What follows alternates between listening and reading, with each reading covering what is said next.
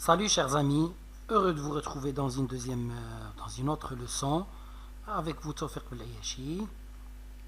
Aujourd'hui nous allons faire l'étude du sonnet, bien sûr.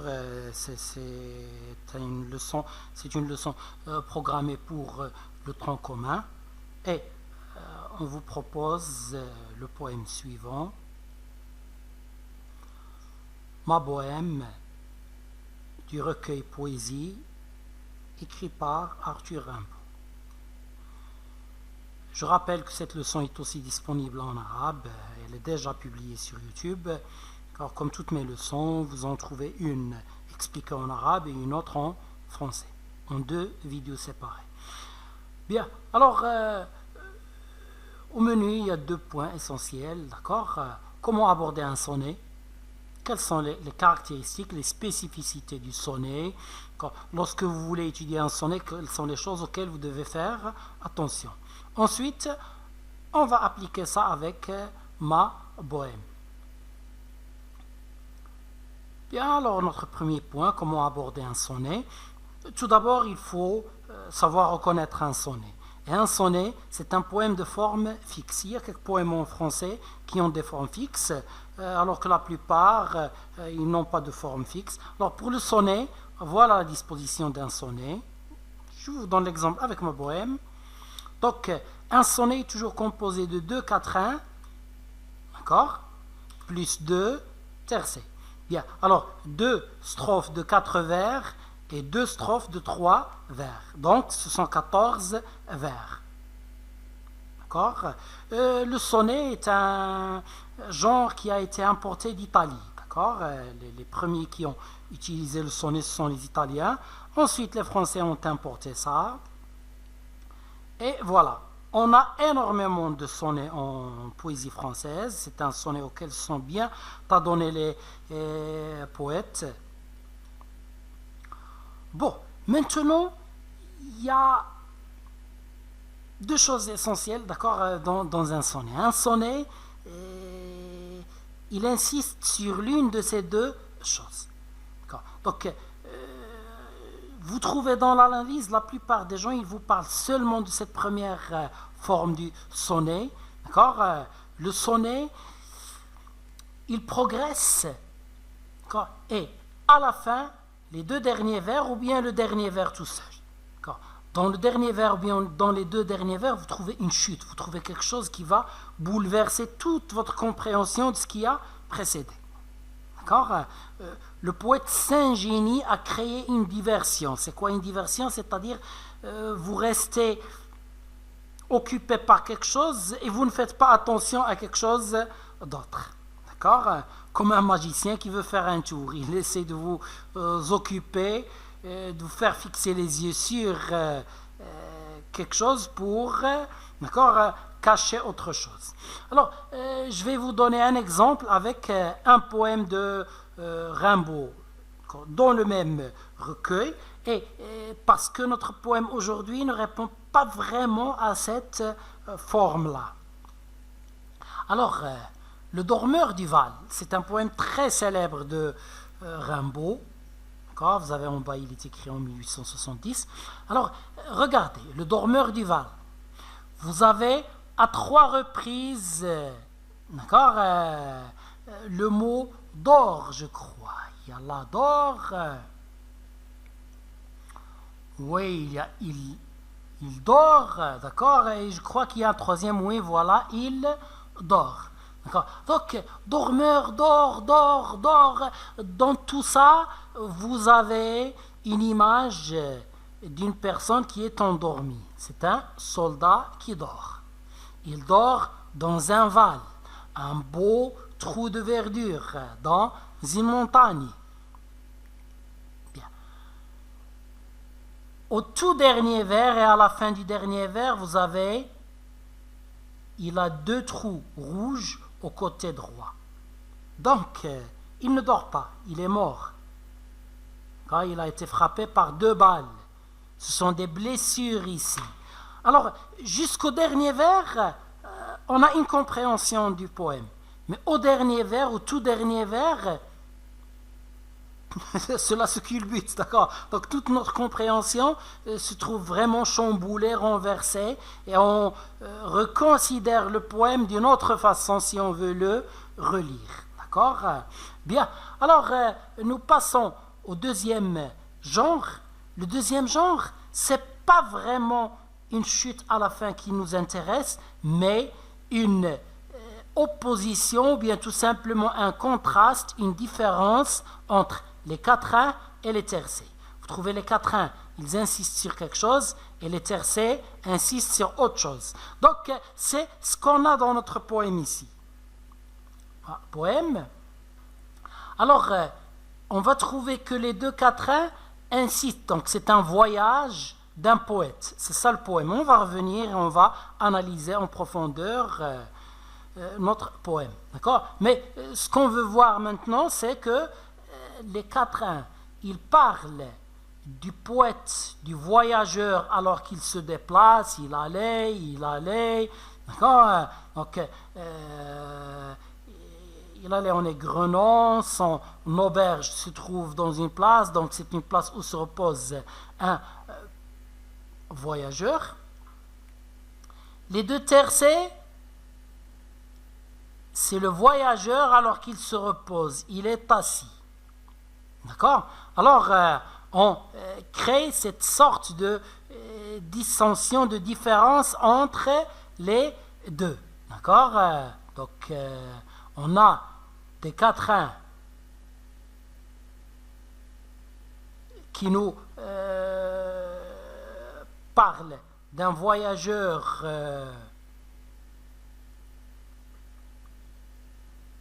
en mouvement, un voyageur qui n'est pas arrêté. Je m'en allais, j'allais,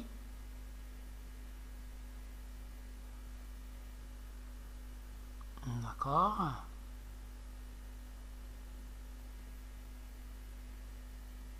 Bon, si on passe maintenant au le temps que je prends, s'il vous plaît, pour le retard, je rappelle que je suis un malvoyant, donc je ne vois pas très bien. D'accord?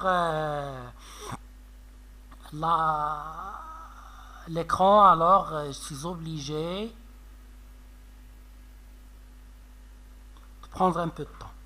D'accord? Donc, voyez là, les tercets, c'est le voyageur alors qu'il se repose. Il est assis et il nous dit là qu'il a, prends le rouge, qu'il a un pied près de son cœur. D'accord? Peut-être qu'il se repose et qu'il ramène son genou près de son cœur. Bon, alors maintenant, c'est le deuxième type de sonnet, c'est un contraste entre les deux quatrains et les deux tercets. Et on a aussi une combinaison entre les deux. Donc, ma poème, on peut considérer que cette phrase « un pied près de mon cœur », c'est une phrase qui vient là, qui n'a pas de sens, et elle nous surprend, c'est une sorte de petite chute, mais ce n'est pas vraiment une chute. Alors, on a ici un autre poème de Rimbaud aussi, d'accord? C'est le châtiment de Tartuffe.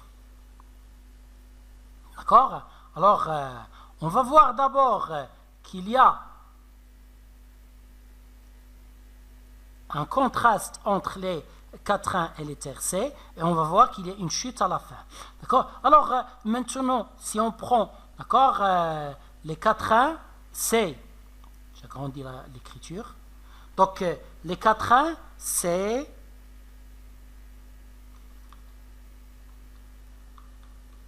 Tartuffe, content de lui-même, pas la peine d'écrire sur lui-même, content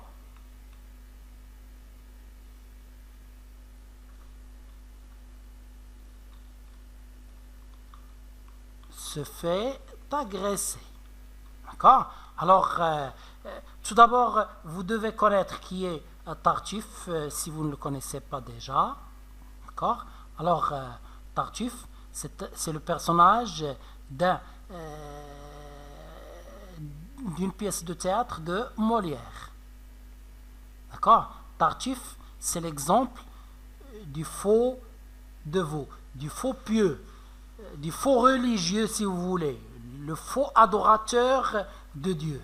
D'accord? C'est un personnage qui se fait voir comme un bon religieux pour arriver à ses fins, pour arriver à ce qu'il veut réaliser. Donc, c'est un hypocrite.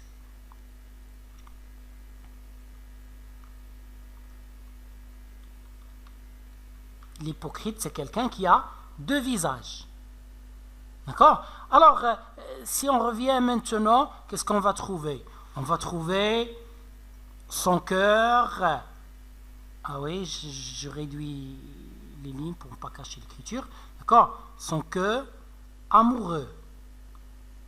Sa chaste, pieuse, très religieuse, robe noire. C'est la robe noire d'un moine.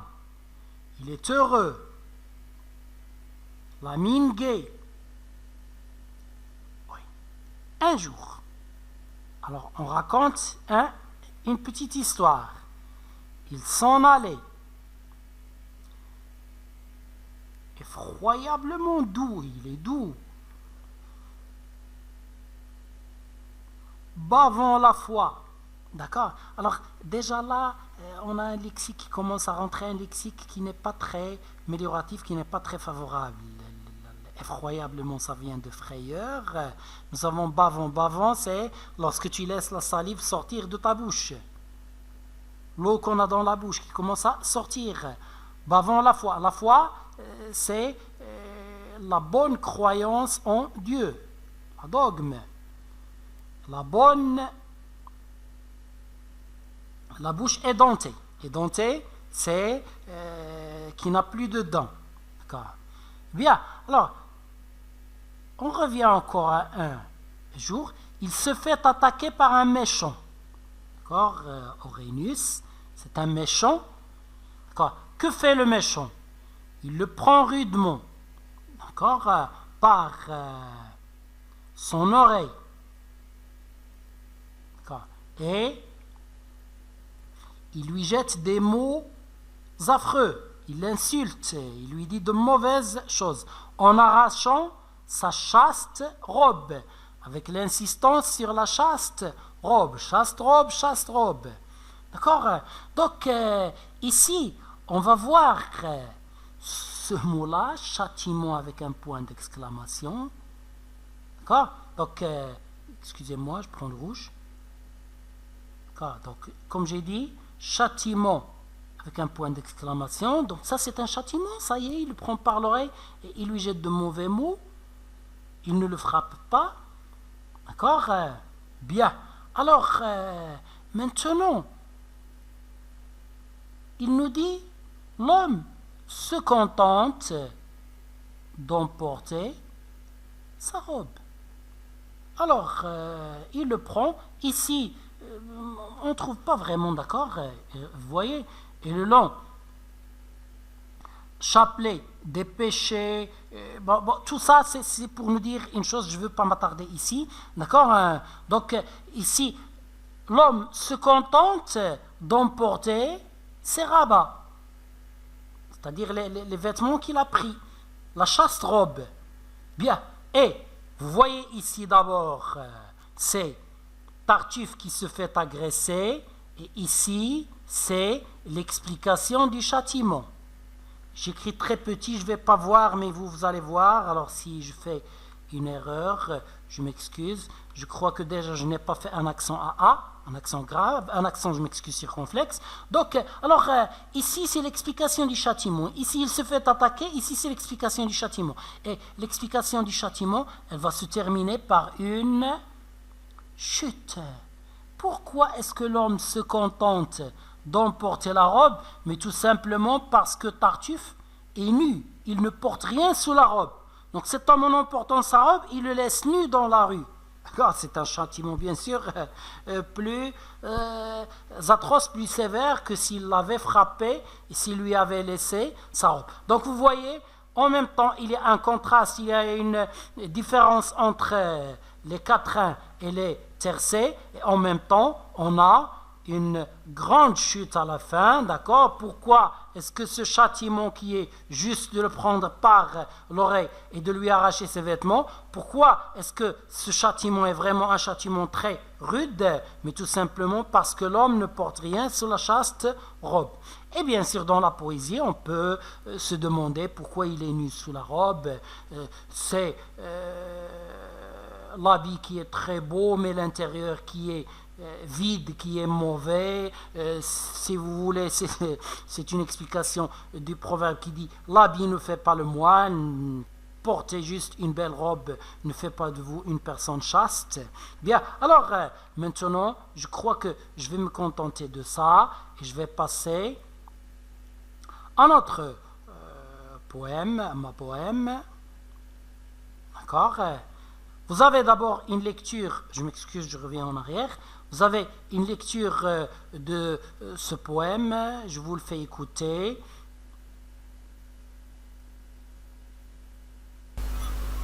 Je m'en allais, les poings dans mes poches crevées, mon paletot aussi devenait idéal. J'allais sous le ciel, muse, et j'étais en féal. Oh là là, que d'amour splendide j'ai rêvé. Mon unique culotte avait un large trou, petit poussé rêveur, j'ai grené dans ma course des rimes. Mon auberge était à la grande ours, mes étoiles au ciel avaient un doux froufrou. Et je les écoutais assis au bord des routes, ces bons soirs de septembre, où je sentais des gouttes de rosée à mon front comme un vin de vigueur. Où, rimant au milieu des ombres fantastiques, comme des lyres, je tirais les élastiques de mes souliers blessés, un pied près de mon cœur.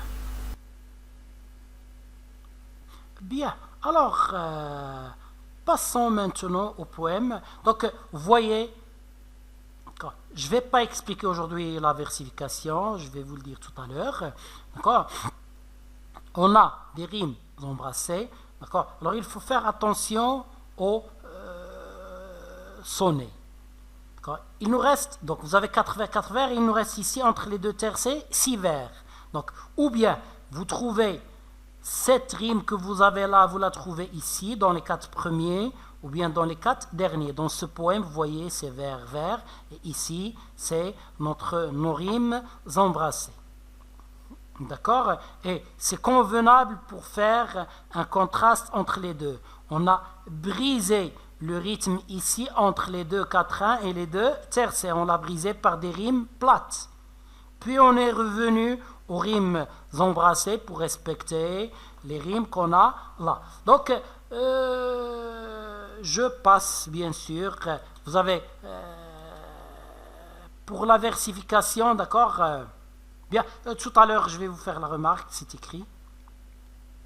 Bien, alors maintenant, c'est un rappel de ce que je vous ai expliqué tout à l'heure, ce contraste entre les quatrains et les tercets. Ici, c'est un personnage en mouvement, et dans les tercets, c'est un personnage qui est assis, qui se repose. Donc, je m'en allais, les poings dans mes poches crevées, mon paletot aussi était idéal. Donc, le paletot, c'est un par-dessus, d'accord? Si vous voulez plus de mots expliqués, allez à la leçon en arabe. D'accord? Vous allez trouver presque tous ces mots-là expliqués. Le paletot, c'est un par-dessus, idéal, c'est connu pour quelqu'un qui m'écoute en français. Donc, j'allais sous le ciel muse et j'étais en féal. Le féal, c'est quelqu'un qui est fidèle, qui est loyal et qui veut servir l'autre comme un serviteur. D'accord? Oh là là, que d'amour splendide j'ai rêvé. Bien, la muse,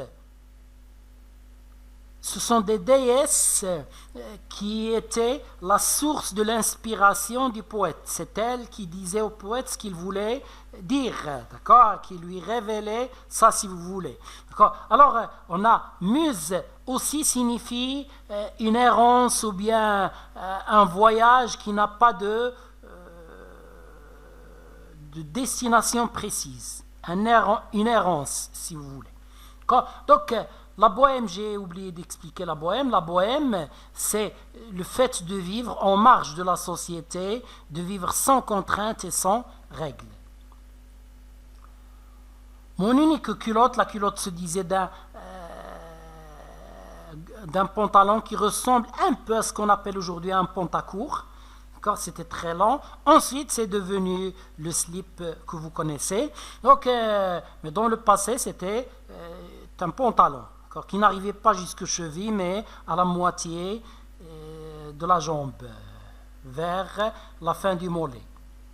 Un large trou. Petit Poucet, bien sûr, c'est un personnage des bandes dessinées, des contes, je m'excuse, et aujourd'hui ce sont les bandes dessinées. J'ai grené. Et grener, c'est compter les grains de quelque chose, comme les grains d'un chapelet. On vient de voir dans Tartuffe le chapelet. Le chapelet, c'est une sorte de collier dans lequel on a des grains qu'on commence à compter en répétant le nom d'Allah. Dans ma course, alors le mot course aussi, c'est un mot comme je m'en allais. Le mot course, c'est un mot qui nous montre que le personnage est en mouvement. Des rimes. Mon auberge, l'auberge, sorte de café, de bar dans lequel on s'arrête pour dormir, manger, et bien sûr pour les Européens, pour boire du vin. À la grande ours, c'est une étoile. Mes étoiles au ciel avaient un doux froufrou. Le froufrou, c'est le bruit que font les vêtements. D'accord, hein? Les tercets maintenant. Donc, on fait attention à assis. Et je les écoutais assis au bord des routes.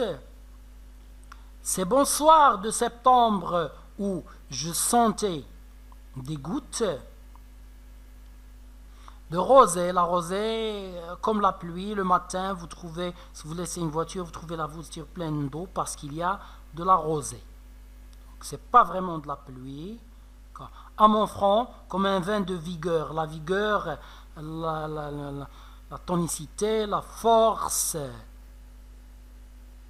Ou rimant au milieu des ombres fantastiques, comme des lyres. La lyre, c'est un instrument de musique à cordes. Un instrument de musique qui a cette forme-là et qui a des cordes là. Très ancien. D'accord. Je tirais les élastiques de mes souliers. Les souliers sont les chaussures blessées. Un pied près de mon cœur. Donc, je crois que le sens maintenant est compris pour la versification. Donc, je vous rappelle qu'il y a une vidéo sur la versification, une autre où je vous explique demain dès l'aube. Donc, dans ces deux vidéos, vous allez trouver tout ce qui vous intéressera se rapportant à la versification. Donc, je ne vais pas répéter ces choses-là, je passe. Alors, on va voir maintenant des pistes d'exploitation. Pour bien comprendre le poème, vous devez vous intéresser à ces choses. Donc, je suis de ceux qui pensent qu'un bon poème ne se comprend pas en l'expliquant linéairement. Au collège, bien sûr, le professeur est obligé de vous expliquer linéairement. Je le faisais moi aussi avec mes élèves dans le passé. D'accord. Pourquoi? Parce que c'est plus commode avec des élèves du collège qui sont faibles en français. D'accord. Les rares élèves qui sont excellents ne sont pas une raison suffisante pour qu'on fasse une leçon juste pour eux. D'accord. Bon, maintenant, ici, pour expliquer un poème, le mieux c'est de choisir des foyers de sens, des axes de sens, d'accord, qu'on va trouver ou bien trouver un axe dans le premier quatrain, un deuxième dans le deuxième quatrain, vous pouvez trouver ça, mais vous pouvez trouver aussi ces foyers disséminés dans tout le poème. Vous trouvez par exemple la notion du voyage dans tout le poème, la notion de la poésie dans tout le poème, vous trouvez comme ça. Donc, alors, notre première chose qu'on va voir, c'est le voyage. Bien sûr, la bohème, elle raconte le voyage de Rimbaud qui errait, qui raconte une expérience qu'il a vécue. D'accord? Donc, il fait un voyage, pas pour aller à une destination bien précise, donc c'est une errance, il erre et il vagabonde. D'accord? On va faire attention que le lieu n'est pas précisé, c'est pour ça qu'on a dit une errance bien un vagabondage. D'accord? Et des horizons vastes. Vous trouvez sous le ciel, vous trouvez la grande ours, d'accord? Bien, et vous ne trouvez pas de lieu précisé, vous trouvez même les lieux qui sont cités. Mon auberge, elle est où? Elle est parmi les étoiles, d'accord? Donc, on va revenir à cette dimension poétique du voyage, mais ici, ce qui nous intéresse, c'est que c'est vraiment pas limité, c'est un espace très ouvert, très vaste. La pauvreté et la difficulté du voyage. Donc, alors, c'est pour ça que je vous ai dit, vous pouvez trouver le foyer dans tout le corps. Vous allez trouver les poches crevées. Bien sûr, les poches d'un pantalon crevé, ça signifie que le personnage n'a rien. D'accord? Bien, alors, oui, il va nous dire, le paletot aussi avait un large trou. Son par-dessus, son manteau, si vous voulez, avec un large trou. À la fin, vous allez trouver que les souliers sont blessés. Les souliers aussi sont troués. Bien, alors, c'est un personnage qui n'est pas riche, qui est pauvre. Mais, en contraste, il est heureux grâce à la poésie. D'accord? Vous allez trouver, il appelle la muse avec un M majuscule. La muse avec un M majuscule, c'est l'inspiration du poète. Et la muse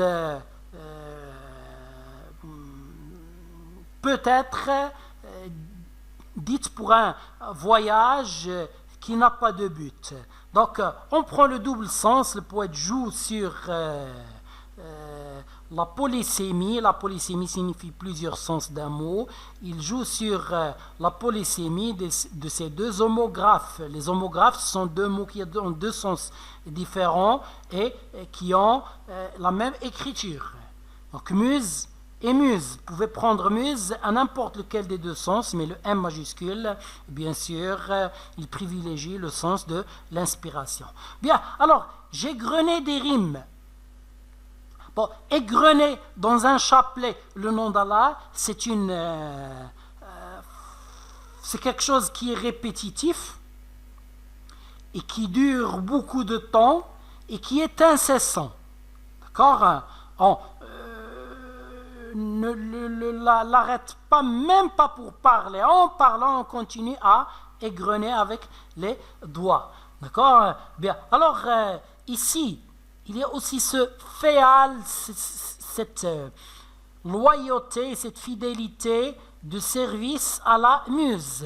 Donc rappelez-vous que féal signifie loyal, signifie fidèle, signifie quelqu'un qui veut rendre service, qui travaille pour rendre service, une sorte de serviteur. D'accord? Alors le féal, c'est quelqu'un aussi qui ne s'arrête pas, qui ne cesse pas. Donc, alors cette dimension de la poésie, on va voir cette incessance de la poésie, c'est elle qui fait son bonheur. Alors on va voir la notion d'ivresse qui est le sommet du bonheur. On a l'auberge et on a aussi un vin de vigueur. Bon, en nous disant j'ai grené dans ma course des rimes, on a ici une technique. Alors, donnez-moi un petit instant s'il vous plaît. D'accord? Alors, j'ai grené dans ma course.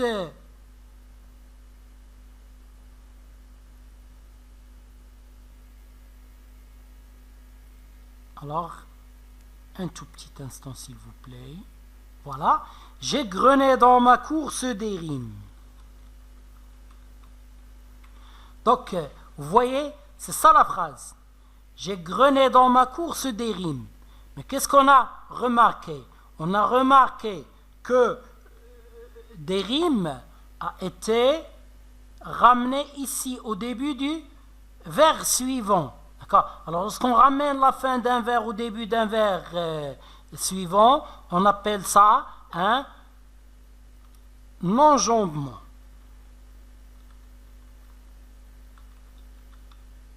D'accord? C'est un enjambement. D'accord?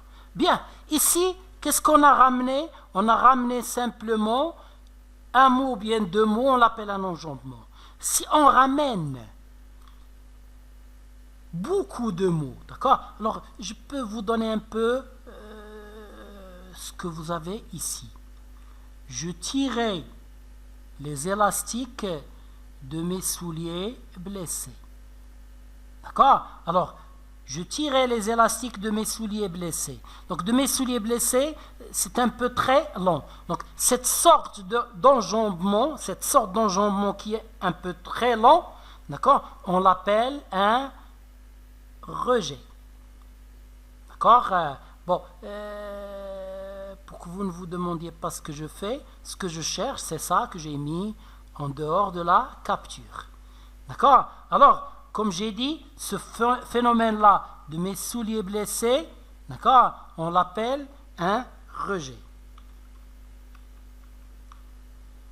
D'accord? Bon, maintenant,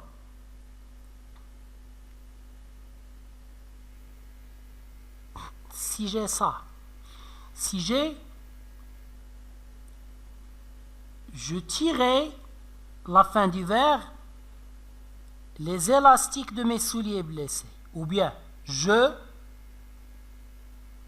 tirais les élastiques de mes souliers blessés. Donc, le début d'une phrase dans un vers et toute la phrase dans le vers suivant, c'est ce qu'on appelle un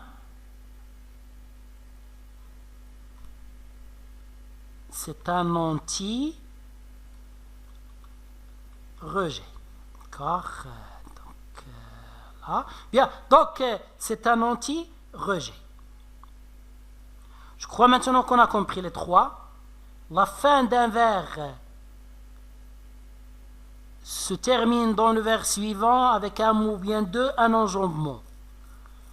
Beaucoup de mots, d'accord, c'est-à-dire la phrase est presque divisée en deux. Beaucoup de mots, d'accord, sont ramenés au vers suivant, c'est un rejet.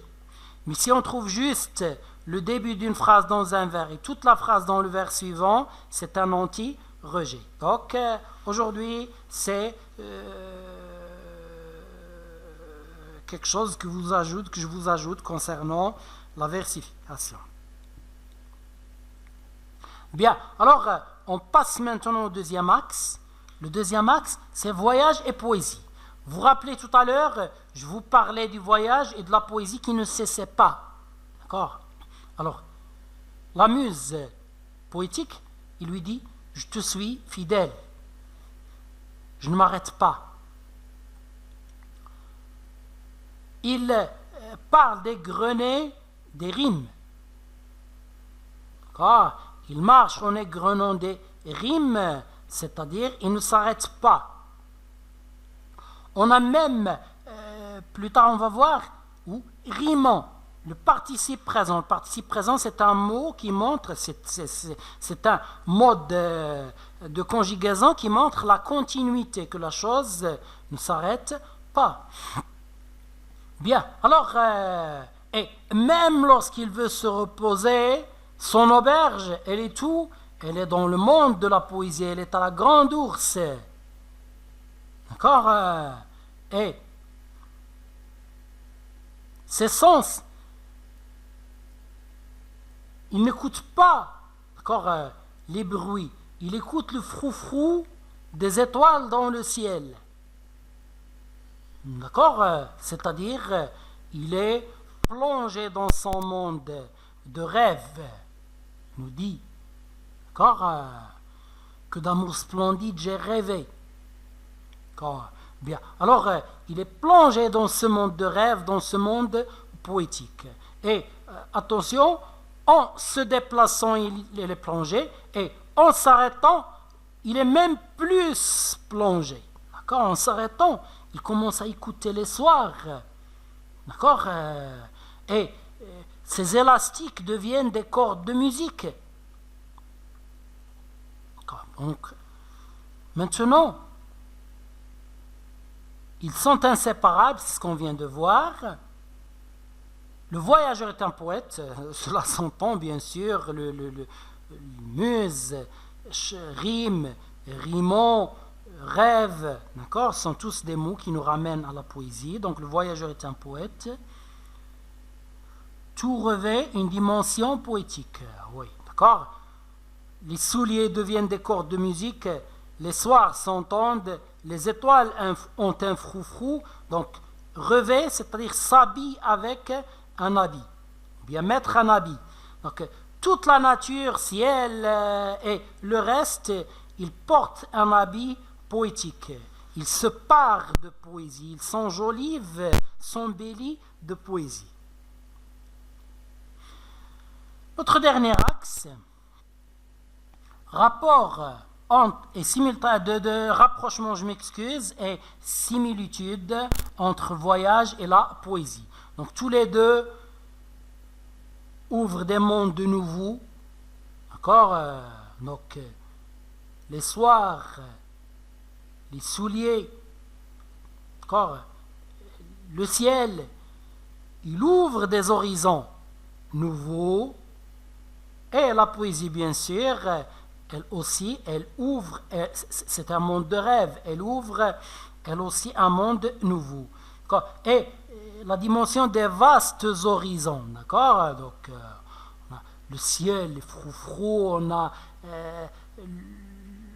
le voyageur ne précise pas le lieu pour laisser, d'accord? La chose vraiment très étendue, d'accord? Donc, on sait une chose, lorsqu'on spécifie, on limite, et lorsqu'on ne spécifie pas, on généralise.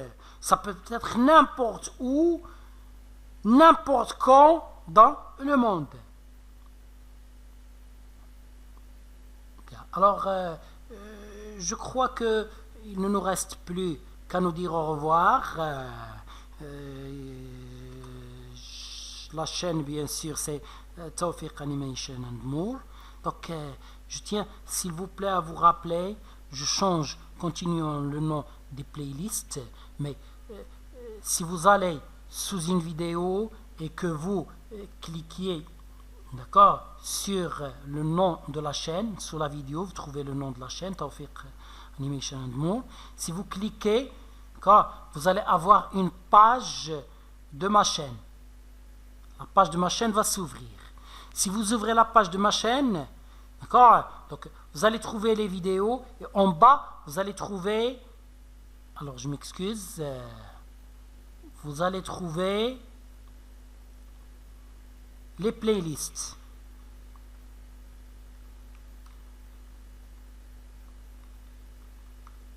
D'accord, donc, alors, vous allez trouver une playlist tronc commun.